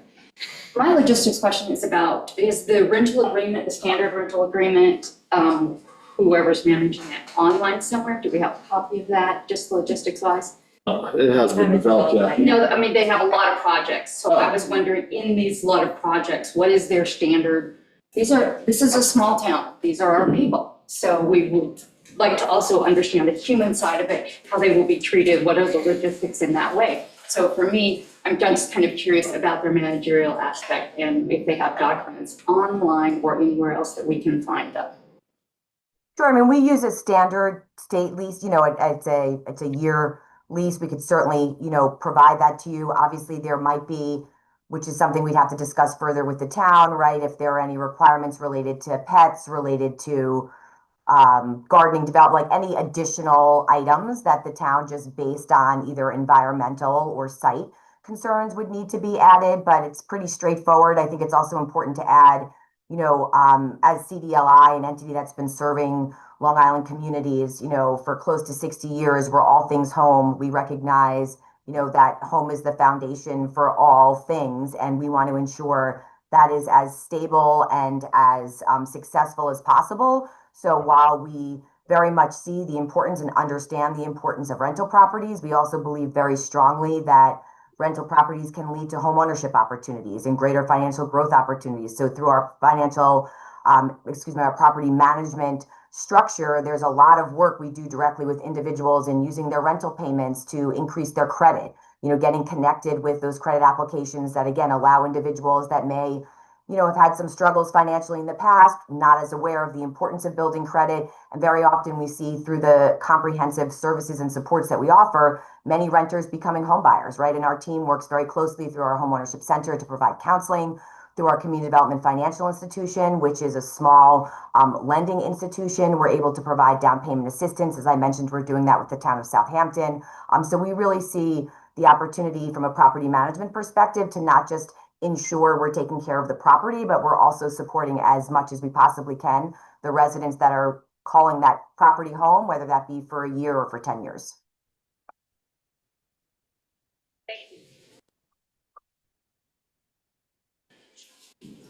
Joy Bowsman. I've been very impressed with all the things that you've been trying to do because I've been sort of in the background a bit due to personal issues. But at any rate, I like the idea you want to have rentals, but we're thinking of people that will they even be able to meet the minimum requirement financially? How do we handle those? And we're assuming for islanders, that's what I'm calling it, for islanders.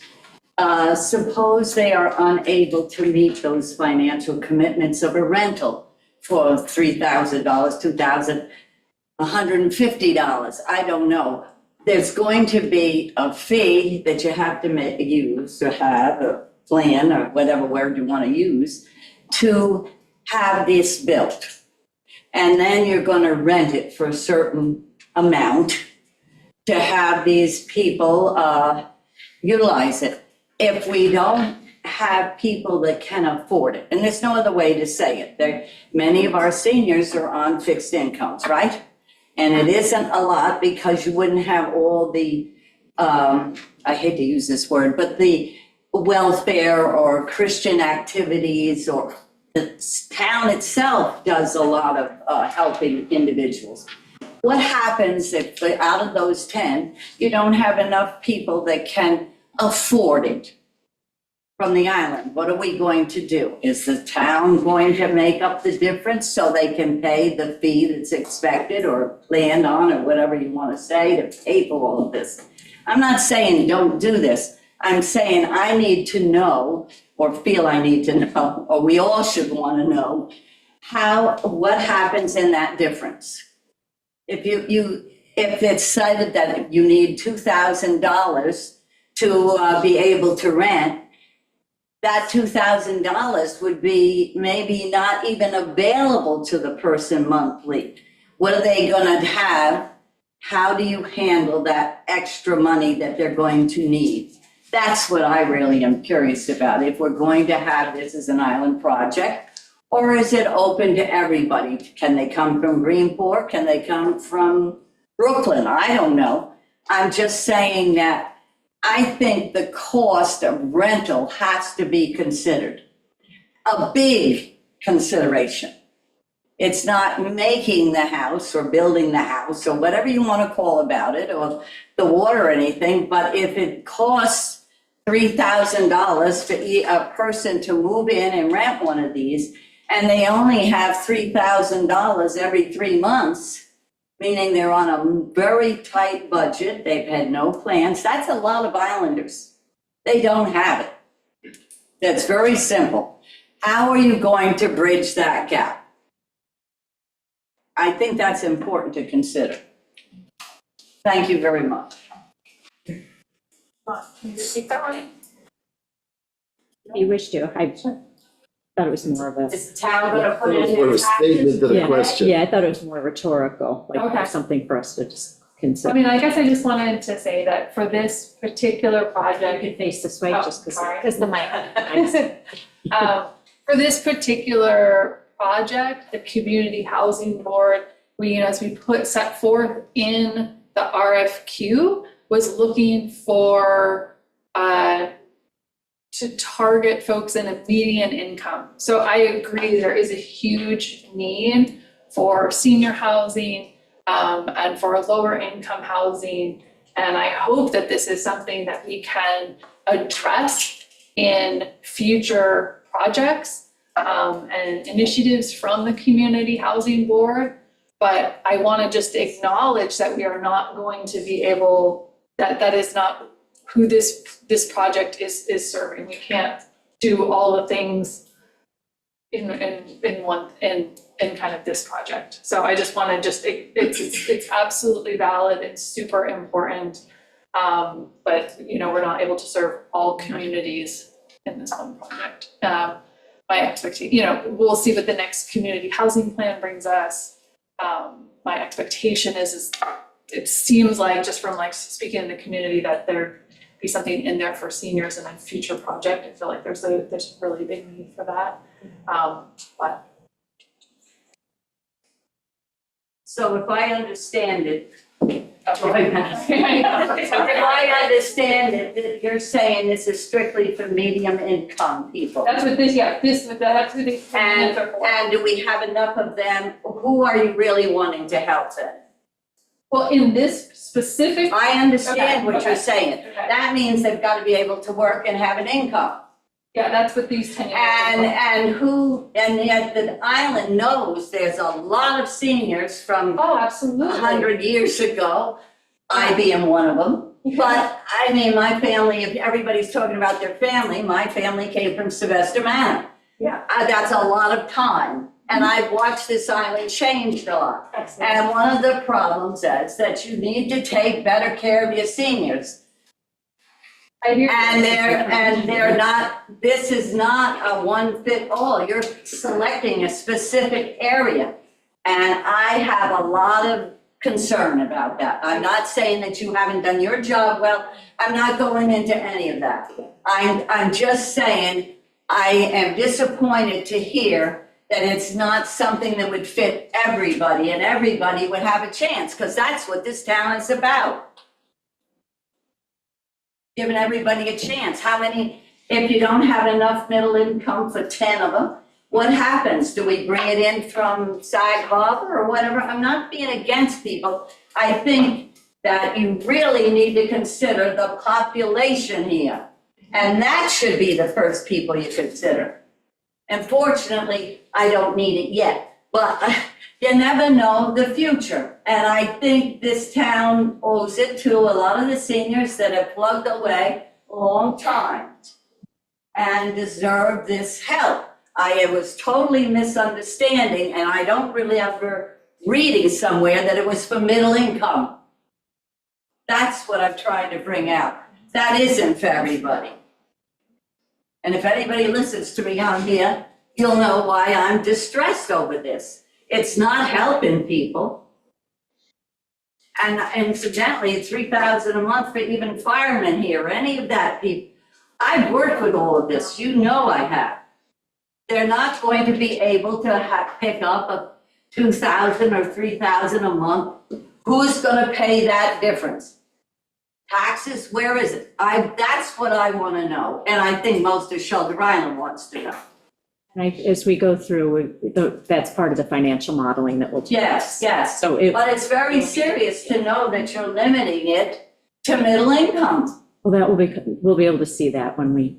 Yeah, but helps to know before you start, right, Amber? It'll be before we put a shovel in the ground. Keitra, I guess, if no one else. So I guess I'm just curious about why, what Mrs. Ellis is saying, why the consideration wasn't for the people who need it most first, and people in this middle income group second. I can speak to that.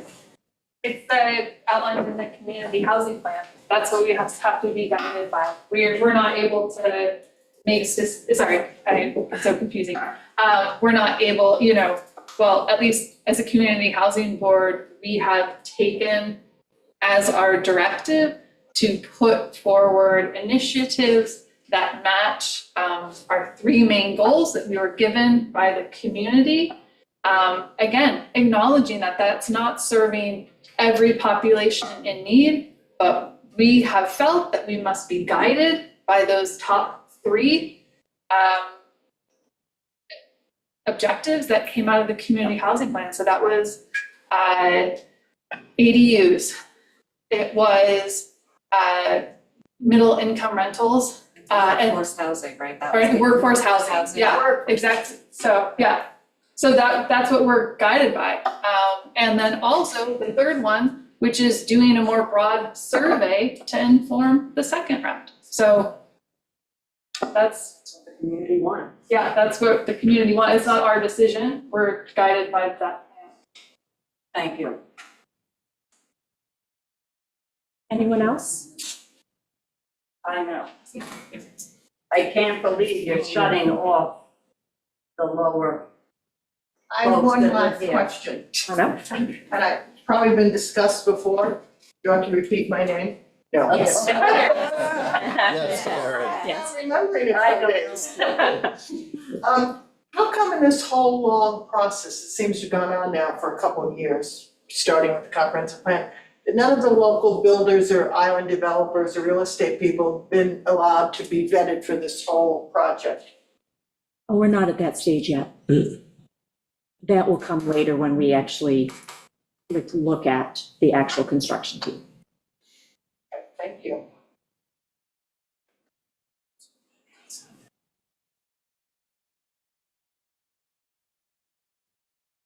I just want to clarify that workforce housing isn't necessarily somebody who's making $100,000 or $200,000. There's workforce housing that is people who are waiting tables at the local diner and working at 3 or 4 or 5 other jobs, trying to get themselves together in order to continue to maintain just their property taxes in this town alone on houses that they've inherited and that sort of thing. So we do have some people who may be property rich and certainly can't apply for this program. I'm just saying it seems a little out of balance where we are right now, and I certainly hope that we go forward in a way that is maybe less confusing to the public.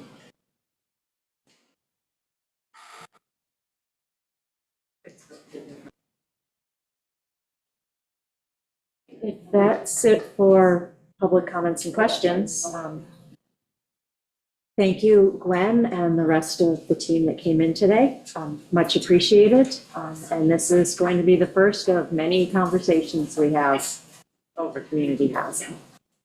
Thanks, everyone. Enjoy the rest of the summer. Thank you. You too. Take care. Bye-bye. Appreciate the time. Nice to meet everybody. Again, I'm outside if anybody has any other questions. Pretty much. For the conversations, we still have more agenda to go through. So if you could take conversations outside, please. You need the conversations outside there. I was gonna say, if you could take conversations outside. Thank you. Thank you. Thank you. They always hear me, Amber, you know. Yes. Yes. They want me to. We have more agenda to go through. Finish the rest of the meeting. Yeah, so we're gonna continue on. Thank you very much. Thank you. Joy. You've just about cleared the room. Yeah. All right, okay, sign code is next agenda item. So we had started on this last week, and we have various comments that came in. So I think the draft, I know I gave my comments. Yeah, Christina consolidated all the comments into one email for us, which was helpful. Yeah.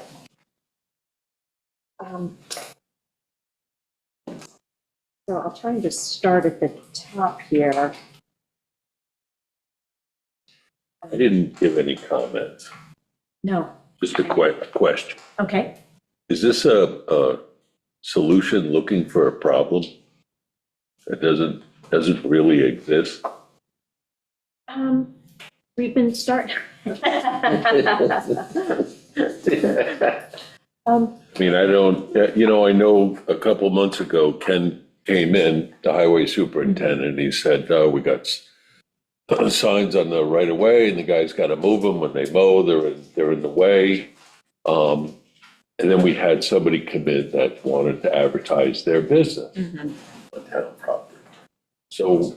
Well, one of the things, I mean, that, as we're trying to follow the existing code, if someone wants to put signage in the town right of ways, they have to get town board permission. And so we've started to get inundated with requests now for different signs. It's just unwieldy. And we also, the way that it's written, it's in here that, community organizations and things like that, we cannot limit what kind of, what goes on a sign. We can only limit placement and timeframes. So it's a little loose in here. And so. In public right of way, you mean from the center line of the road, 25 feet either side, is that what you're saying? Yeah, yeah. So you can put the sign on your own property, just, keep it off the shoulder of the road really is.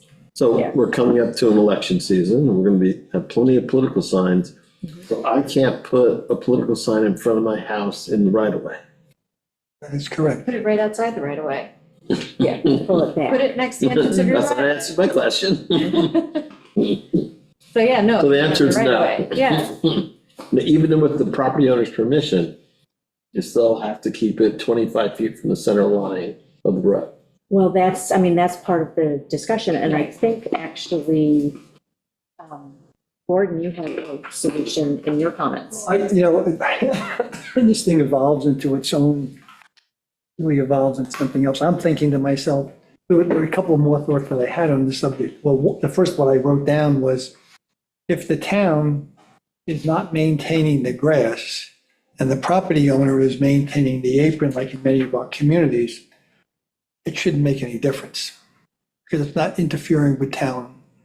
It's not interfering with the town. Like if you went into Silver Beach or you went into any of these communities where homeowners are maintaining all the way to the street, they're mowing the lawn, well, what's the big deal?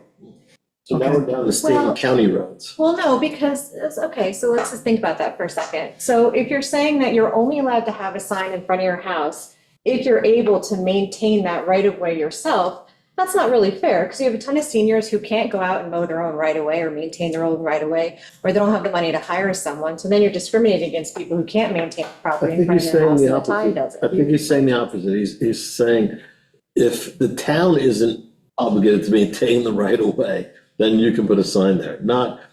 I'm not even Just maintaining it. No, but that in essence says that the homeowner's maintaining that because the That doesn't- town's not just having means to. The town isn't, But the town's in charge of all the right of ways.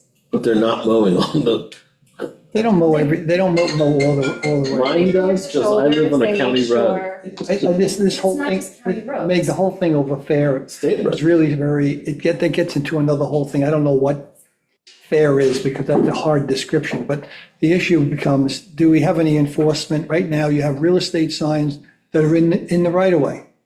They're on town property. We have a lot of signs that are on right of way. For sale. Who's the enforcer? We have flowers on the right of way We have, that we don't even do anything about. So that's, I mean, I'm just. That's different zoning. That's a flower, like flowers aren't signs. Like this is specifically for signs. So the reason I brought this up is because we were getting a ton of complaints about signs being put out, never taken down, becoming litter. Then we started to get all these requests from people to put their signs out because then we looked and we saw, oh, there's a line in here that says you have to get permission for placement of signs from the town. So now the town board is fielding requests on whether or not people can put signs up. But we can't say no because we can't restrict it based on the content of the sign. So we can just say, you have to put it here, there, or somewhere, like specify where it's allowed to go and when it has to come back. But then who's enforcing if they're actually taking them away? So it's easier to just codify where you're allowed to have a sign and where you're not.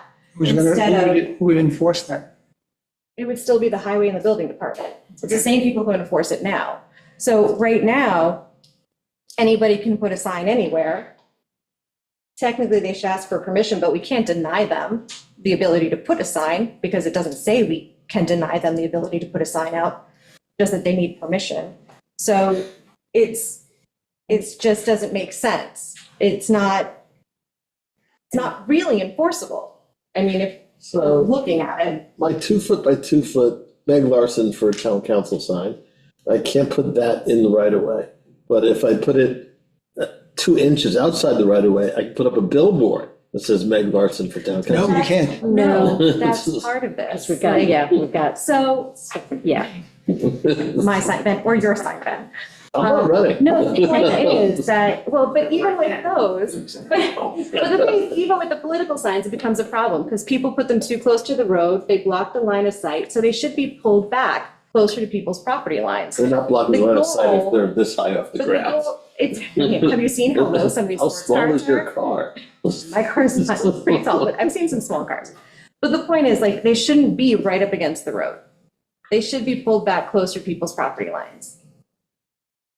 Because then that property is, the owner is kind of taking ownership of that sign, like, I want it there. Otherwise, anybody can go and put signs in front of anybody's house if it's in the right of way. Do you know of any real estate signs that are back 10 feet? No, but they're not on the road ready to get hit by a car. Most of them are at least 5 feet back by the driveways of the So make it properties. 5 feet. That's from the fine. road. We're working on this. You guys are asking why we're doing it. I'm just explaining those are the reasons why I brought it up, because we were getting all these complaints and now we're getting inundated with questions about whether or not they can put up signs. The answer is, yeah, we can't tell you no. Okay. But also, I So- mean, the way the code's written is permission for placement shall be requested by letter to the town board. Do we really want to be fielding these Right, requests? it's This just is- ridiculous this is waste of our not- time. It's not a good use of our time. So if we can just make this clear, that would make it easier. When Megan Larson for town board has to go back 5 feet from the road. Yeah, put Okay, it by your property. all right. Because That's also. reasonable. Well, because if you're also thinking about it, if you have someone who needs to get out of the road and they're tripping over signs, that's not helpful either. You're dodging cars, you're on your bike, I don't know. It's like a safety thing. You want space in the shoulder. It seemed like 25 feet from the center line seemed excessive. Look, I don't want people standing in the double yellow to measure Measuring. 25 feet out, okay? So yeah, Especially 5 street feet I off live the on, road, people tend to fine. drive fast on it. 5 feet off the road, fine. That's fine. I don't want people going into the double yellow to try to measure. That's just silliness. But I want something that is just clear and understandable for everybody, that doesn't require us to just field letter after letter saying, yeah, sure, you can put your sign up. What would you do with the, watch out for the turtles, Pull them back away from the road. 5 feet? Yeah. I And the mean, same thing with the bicycle signs that we just redeveloped if they're directional signs that the town has put up, they're stop signs, they're street signs, that's a different animal. These are temporary signs. These are temporary signs for things like the turtles. This isn't necessarily street signage, it's a different section of the sign code. So if I'm like, my focus was on the temporary signage. When we get into the off-season and the shoulder parts of the season, when we get past the Labor Day and we're the second week in September, how significant are these signs? I mean, yes, outside the political signs, okay? How, you know, I'm just looking at it like, you know, we're a small island, we're a resort, people have things going on. There are tag sales, there are all these things that are going on. I think, I don't know, I don't think we're not enforcing what we have. I don't know how we can do that, and I don't even know whether, like we're worried about the Snapper Derby. It's been a tradition, they've done this for whatever the size of the sign is. Who cares? Does anybody care? No. Are you worried about it? Are they really hurting anybody? It's just Not compliant. No, but then we get. So it's like, let's just throw out the code. Right. But then, you know, then we get complaints about someone who puts up all the signs for, you know, the Ram Film Festival or whatever. But, you know, people had a problem with that, but they're not gonna have a problem with the. Well, I think what happened- But they, you know, this really they came have to a problem with the Historical Society, like, there has to be a balance. It's gotta be equal for everybody. Also, This came to the board when Ken Lewis was concerned about the signs that were the Ram's Head because it was an inconvenience for his men to remove these signs when they were mowing. But all these signs are inconvenient. No, I'm it just making came up- before then, because we were getting complaints, like, we were coming out of the spring season where everything, there's no signs, and then summer hits, and then all of a sudden, I don't know if you guys were getting them, but I was getting emails like, more signs, like, can you do something about the signs? Can you at least enforce the code that you have? So it didn't come from Ken, it just, when I asked Ken about it, then he weighed in on the concerns that he had. You remember But it's coming from the like public. the mosquito spraying signs and the, you know, There's also a big vagary here. I mean, if you look at B2, signs on private property denoting blah, blah, blah. What's private property? I pay tax for my land that's in the right of way that you're now claiming I can't put a sign in. So what's private property, what's not, what's the right of way, what's not? whatever meets your meets and bounds on your deed is your property. Well, it goes up to the road. Then you own up to the road. There are some properties on Shelter Island that are wacky like that. Yeah. So if we say keep 5 feet off the road, that's fair for everybody. Everyone has to stay 5 feet off the road. Like, I think that's fair. But It's like I said, just- this is a vagary that has to be cleaned up. Right, right. Like, I'm not saying this is done. I'm just saying, I put this forward as something for everybody to think about because it was getting weird. Like, our interaction with the public regarding signs has gotten weird and complicated in a way that doesn't make sense. So I want to try to find a way to clean it up and streamline it so we don't have these issues. Yeah. You know, I mean, we had Mr. Gaynor come and propose some signage. I don't know, I wasn't here. You know, we've had requests for things, and it's easier if it's just clean and direct for everybody. But getting back to Albert's question, is this something 3 out of 5 of us want to pick up and try and fix, or do we just leave it? And just stop, like, ignore the whole permission for placement must be received from the town board. I mean, because that just gets, unless it's just Be a free-for-all. unless maybe we just authorize the town clerk to issue permission It's gonna because make up signs. doesn't from make everywhere. sense. So you're in favor of not doing anything, or you just were asking? No, I don't have a problem with it if people have to notify the board, that's all, about something.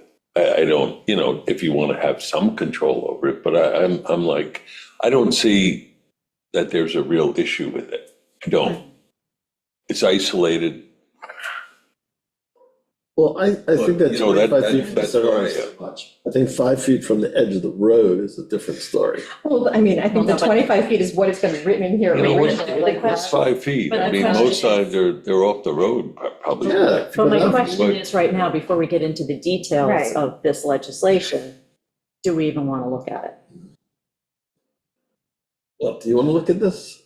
Are you into this? I mean, it's up to you guys. I'm throwing it out there because it seems to be something that we're dealing I with. was asking Amber. So, Yeah, no, I would say let's fix a few things, Okay. just because I'd like to get rid of the request by letter to the town board. Yeah. right. Like, I think that's. I would like to delineate 5 feet from the edge of the road. Mhm. I want my property back. I pay tax on that property. How come the town's using it? They should pay me rent.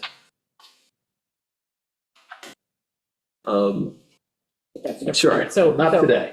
But So- yes, sure, why not not? today work on this, or? Yeah. But you want to work on it? Yeah, I mean, we got, well, pressing other issues. Oh, yeah, I mean, I spent a few minutes going through my comments, but I have, It seems like the middle of a snowstorm, we should be dealing with this, you know, and, I mean, it's not, I understand, Meg, you're getting calls, I've gotten calls over it also, the calls I get are over the speed signs.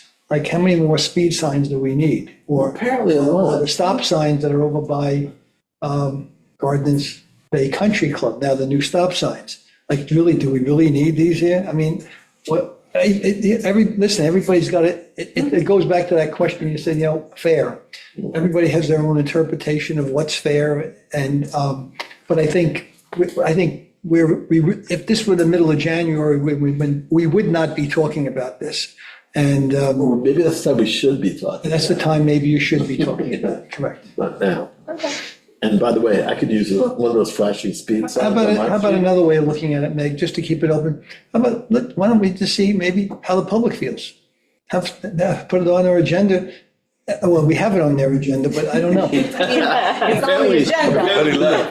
It's on the agenda, right? But nobody stayed. There's a reason we're talking about it. We had a public here. and we have a couple in I Zoom. don't want anything to say about it, because I almost agree with Mr. Oh, wow, never mind. No, I agree, but then we You need to come stop up and fielding every request to put up a sign and just say, signs, go for it. It's either yes or no, but we just need to make a decision. So that's why I put it out here, because, you know, it's getting silly. I don't mean to harass you, Meg. I mean, thank you for doing the work to bring us. No, I brought this up to ask you guys if it's something you wanted to look at, because I was feeling like it was getting ridiculous. So if people don't think it's necessary to pick it up right now, that is fine by me. And it I was just on the- wanted to launch We it. should It pick was it on up the over agenda. time. It was on the agenda last week, and it's on the agenda this week, and So We we're got that. killing it for now, no problem. I just Five feet wanted to over the bring road it up because is- it was becoming a thing. Now, Thomas, can I ask you, what's been your experience in other towns? Like in East Hampton, what do they do? Yeah, actually, Nice. I actually provided, I looked at it just to compare. So East Hampton, again, not ideal or perfect, just another place, but all signs are supposed to be on premises and out of right of way, whether residential, non-residential districts. A section does allow for off premises temporary signs on public property, provided no interference in the use of the property, no traffic issues. the temporary sign must be removed within 7 days of putting it up. Okay. So, I mean, I like that idea of But- how long a sign can be there. So, I mean, so maybe. Yeah. What do you do with political signs? I think, It's only so once a political year. signs are supposed to be on the property, on private property. Outside of the right of way. Outside of the right. 25 feet People on the center line. obviously do it, and it just becomes an issue of, okay, if the highway department needs to mow, that area, then the sign gets moved. Or if, police needs to remove it, then it gets moved. But, there's a lot of political signs. People have other things to do, Selection. so they, obviously mostly stay up. But that's how they handle it. So maybe we continue to talk about this, take it up later, and then take an input like that from other towns surrounding us and what they're doing. it sounds like we can pick it up on November 5th. Is that that's what I heard, so, okay. I'll still be here. I mean, it's fine with me. I heard January.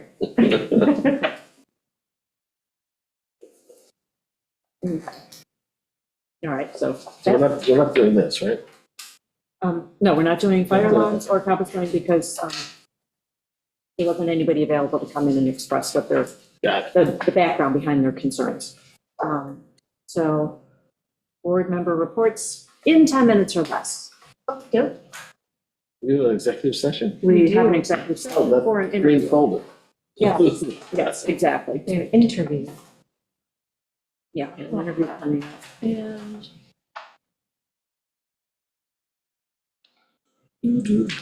I will just say we've got West Neck Water District is seeking a new board member.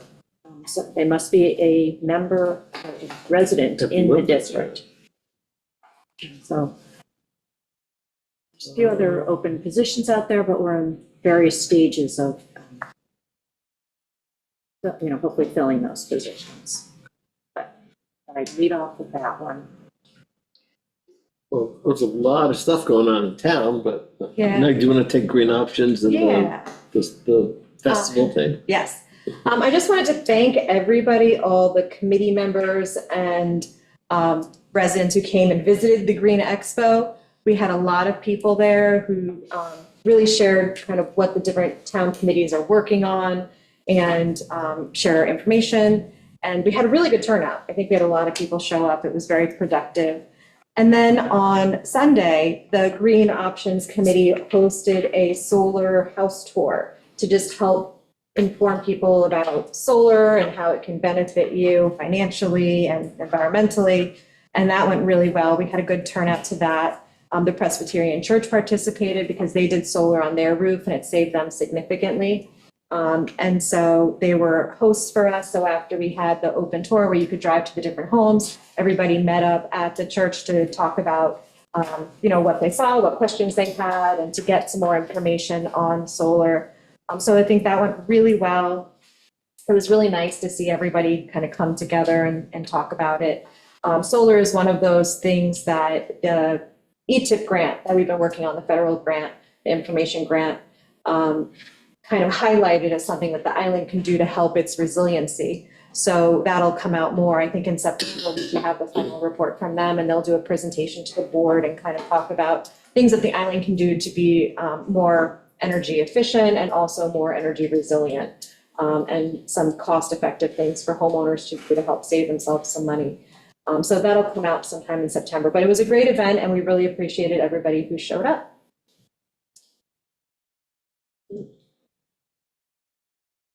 I don't have anything yet. The only thing, I'm just moving forward with the meeting with Turcom's Neck residents.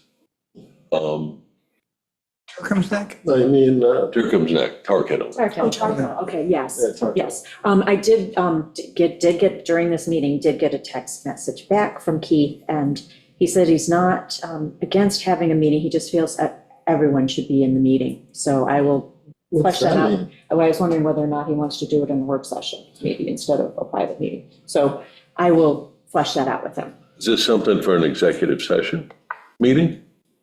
I think this No. should be public. Yeah, well, I think Yeah. that may be what he is suggesting, but I will. Who is this now? I'm sorry. Salt, the owners of Salt. So I'll follow up with him on that. Okay, all right. There's been a couple, trying to make headway on that. Doesn't bulk. It's, I mean, I'm just, it is something we really need to address. yeah. Yeah. No, and I also had a meeting with some other homeowners with respect to noise at another island location. So I do actually starting to formulate some ideas about changes to the noise ordinance, maybe putting in time limits or a number of days. Are you referring? Finding constructive solutions, these are real problems, and they've gone on for a long time, so finding constructive Yeah. solutions would be really great. Yes. Your ideas would be, I'd love to hear them. Yeah. And I think the owners of these establishments need to also cooperate and participate in these conversations. Yes, yeah, no, so did have a meeting with some residents and then also then with the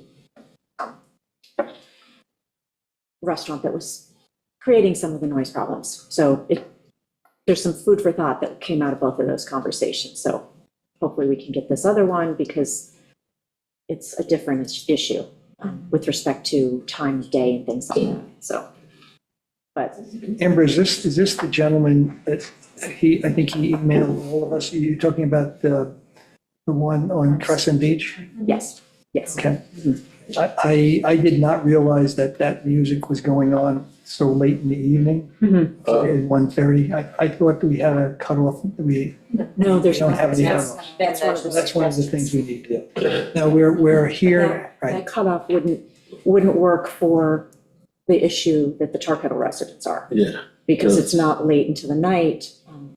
But it started to, like after yesterday's meeting and, letting it percolate, it's like, It also resolves itself on Tuesday. right. Yeah. But even still, for the Yeah. summer, yeah, it's. Must these, when you have individual things going on, okay?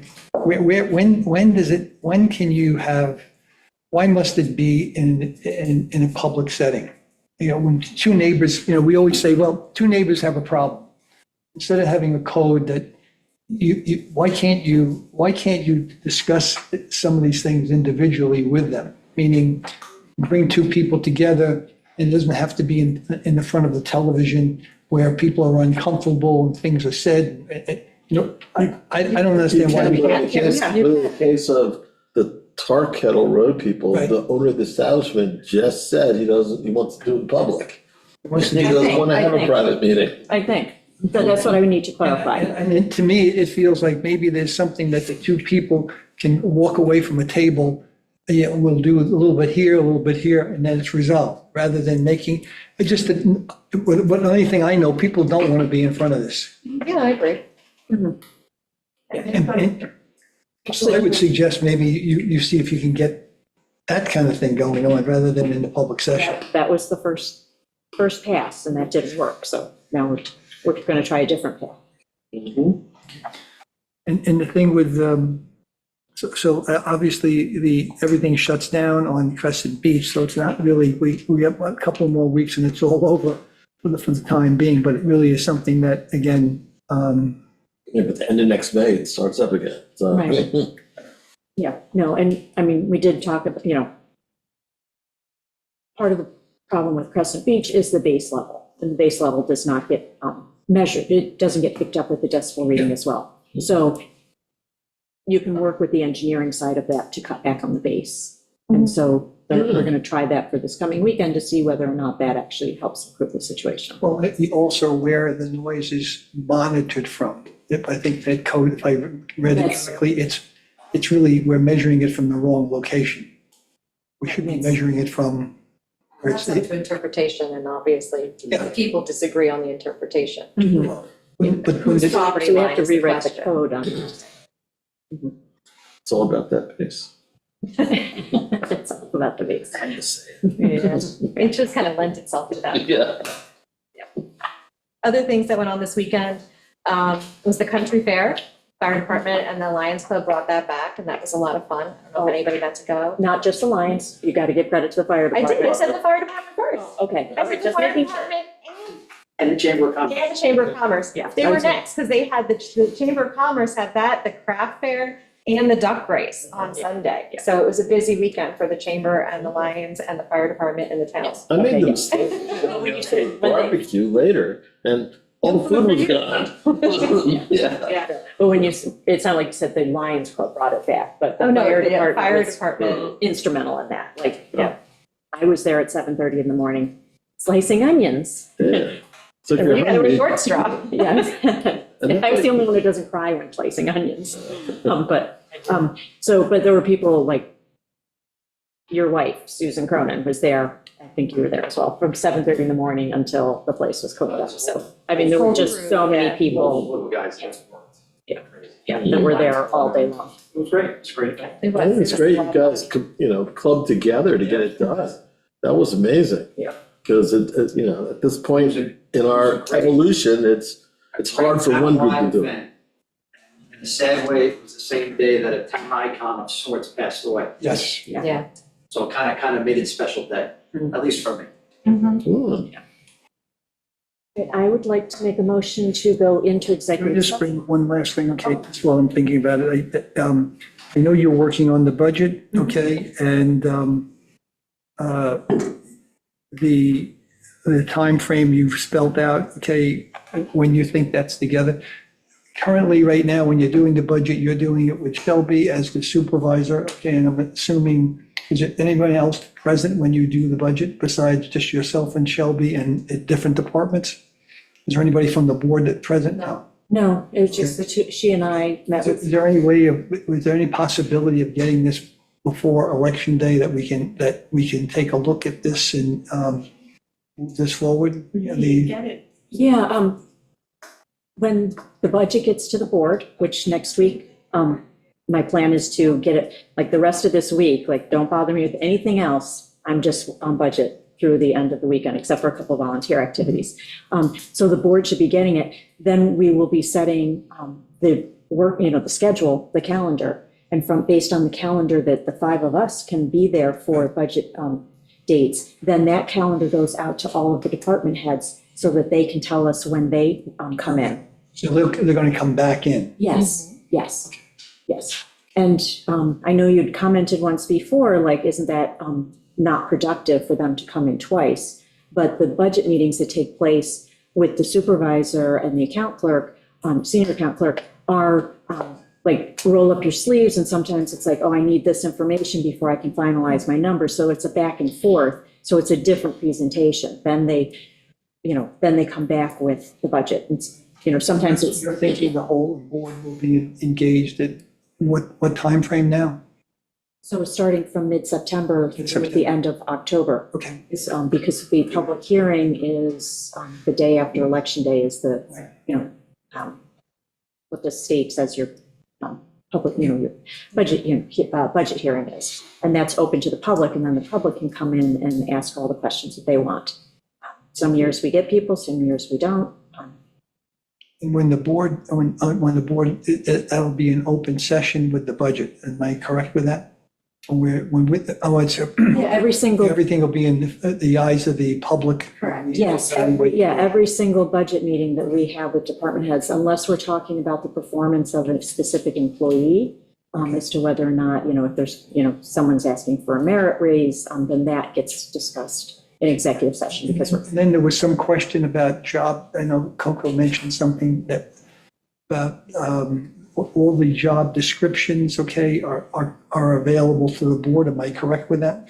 Yes. That's still under discussion. Oh, no, job descriptions are fine. Yeah. So, I mean, the basic process, just so that everybody's really clear on it, because I feel like that's where the confusion is that Amber, as the town supervisor, meets with all the department heads and Shelby, the clerk, and Amber develops the preliminary budget, the first round of the budget. That comes to the town board, and the town board, along with Amber, goes through the budget line by line over the next couple months in public meetings. And we call in different departments as we get to their section and as we want to ask them questions on why budgets, like certain lines are what they are. And there might be some lines that Amber's cut that the department wants to lobby for us to put back in. So they might come and ask for us to put lines back into the budget that have been removed. So that all happens publicly after Amber presents the budget. Got it. So just, I feel like it just got a little muddy there, so I wanted to make it really clear. Yeah, and you'll see, I mean, because that's why we have to set the calendar with the whole town board, because then that sets the stage for the public meetings. So Right. that it's noticed that these are going to be the dates that we have budget hearings. And we'll have like Or budget meetings, not hearings. 4-hour-long meetings a week. We did that in the We had 9 past, to trying to 12 make and it, then 1 you to know, 4. get it done before November.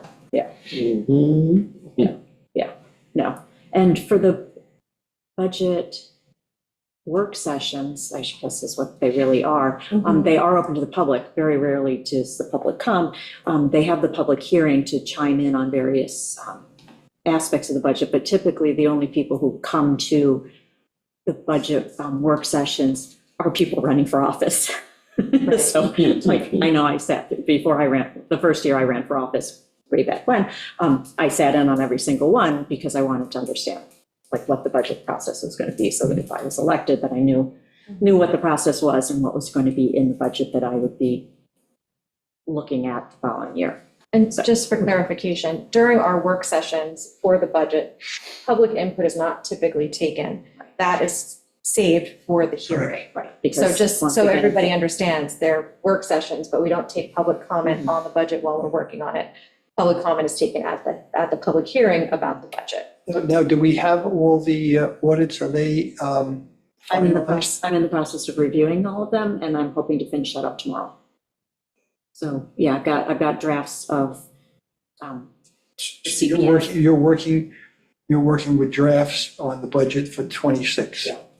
And I think there's one outstanding question on compensated absences that I need to dive into tomorrow. I mean, ultimately, the public doesn't vote on the budget. I mean, they just, when you're developing the budget, they'll have, the public will have their turn to look at the budget and ask questions. That's what we're really saying. Yeah, so what ends up happening is when the budget gets released to the town board, we also make them available online. And then also the town clerk always has extra copies, so they can have it during the process. We don't update it for the changes that we might make and say, oh, okay, you cut, this on this one, but the town board decides we want to restore this number, or you increase this number because historically we're over budget on that line. So the public needs to track their, changes themselves, but then before the public hearing, the town board will then, okay, this is the budget we're putting out to the public. Then that draft then gets updated on the website, as well as what can be picked up in the town clerk's office. What's your target date, Amber? I'm shooting for Tuesday to have it finished.